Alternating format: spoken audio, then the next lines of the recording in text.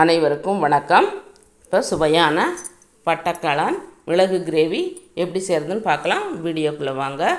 இப்போது ஒரு பாக்கெட் பட்டக்காளானை நல்லா கழுவி சுத்தப்படுத்தி எடுத்து வச்சுக்கிட்டு ஒரு 1/4 கிலோ சின்ன வெங்காயத்தை ஒரு வடைச்சட்டியில் சேர்த்து எண்ணெய் ஊற்றி நல்லா வதக்கி எடுத்து வச்சுக்கிட்டு ஒரு மூடி தேங்காயை மிக்ஸி ஜாரில் சேர்த்து அரைச்சி அது கூட வதக்கி வச்ச வெங்காயத்தையும் சேர்த்து அரைச்சி எடுத்து வச்சுக்கிட்டு ஒரு குக்கர் வச்சு எண்ணெய் ஊற்றி நம்ம கழுவி வச்ச காளானை சேர்த்து வதக்கி கூடையே ஒரு ஸ்பூன் மஞ்சத்தூளும் ஒரு ஸ்பூன் உப்பும் சேர்த்து வதக்கி விட்டுட்டு ஒரு 2 நிமிஷம் வதங்கின பின்னாடி 2 ஸ்பூன் மிளகாத்தூள், ஒரு 2 ஸ்பூன் மல்லித்தூள், 1 ஸ்பூன் சீரகத்தூள், 1/2 ஸ்பூனு கறி மசால் தூளும் சேர்த்து நல்லா வதக்கி விட்டுட்டு நம்ம அரைச்சி வச்ச வெங்காயமும் தேங்காய் விழுதையும் சேர்த்து நல்லா கலக்கி விட்டுட்டு குக்கரை மூடி ஒரு 4 விசில் விட்டு எடுத்துக்கலாம்.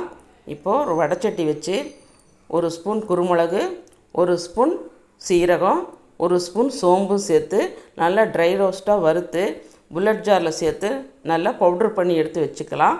இப்போது ஒரு வடைச்சட்டி வச்சு எண்ணெய் ஊற்றி சோம்பு போட்டுட்டு சோம்பு வெடித்த பின்னாடி கருவேப்பிலை சேர்த்து நம்ம வேக வச்ச காளான் கிரேவியை சேர்த்து நல்லா வதக்கி விட்டுட்டு இந்த தண்ணியெல்லாம் ட்ரை ஆன பின்னாடி நம்ம அரைச்சி வச்ச குருமிளகுத்தூளை மேலே தூவி ஃபைனலாக மல்லித்தழையை தூவி இறக்குனா சுவையான பட்டக்காளான் மிளகு கிரேவி சூப்பராக ரெடி ஆயிரும். இது இட்லி, தோசை, சப்பாத்தி, பூரி, சுடு சாப்பாடு எல்லாத்துக்குமே சூப்பர் காம்பினேஷனாக இருக்கும்.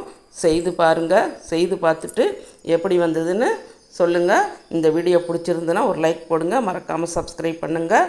வாழ்க வளத்துடன் நலத்துடன்.